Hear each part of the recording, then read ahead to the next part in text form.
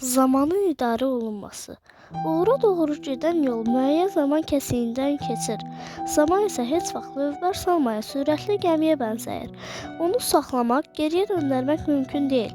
Lakin ağılla idarə etmək olar. Səhər oyanarkən axşamacan qarşımızda uzun bir zaman kəsiyinin olduğunu zənn edirik və bir çox işlər planlaşdırırıq.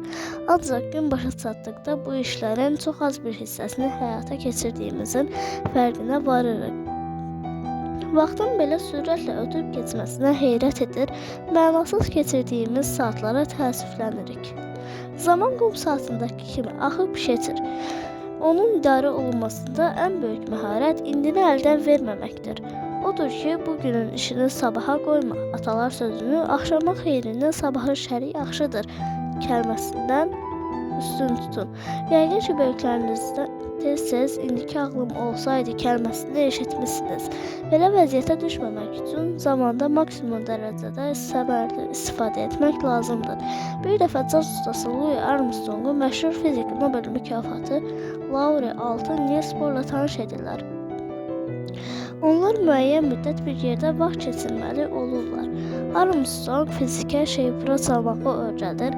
Bohr öz növbəsində onu atomun nüvəsinin parçalanması üsulları ilə tanış edir.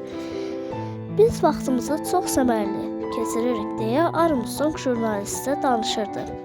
İndi onun caz, mənim isə atom haqqında müəyyən təsəvvürüm var.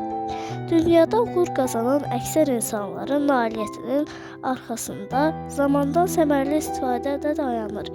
Qədim Roma filosofu Seneca da bunu deyirdi. Xoşbəxtlik uğur isə zamandan səmərli istifadəyə bağlıdır.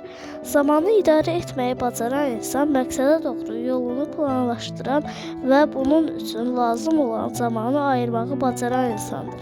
Planlaşdırdığınız iş ona ayırdığınız zamana uyğun olmalıdır. Həm işin çətinliyi, həm də öz əqli və fiziki imkanınızı nəzərə almalısınız. Filankəs bu işi filan vaxta görür, mən də o qədər vaxt ayırım deyə düşünmək olmaz.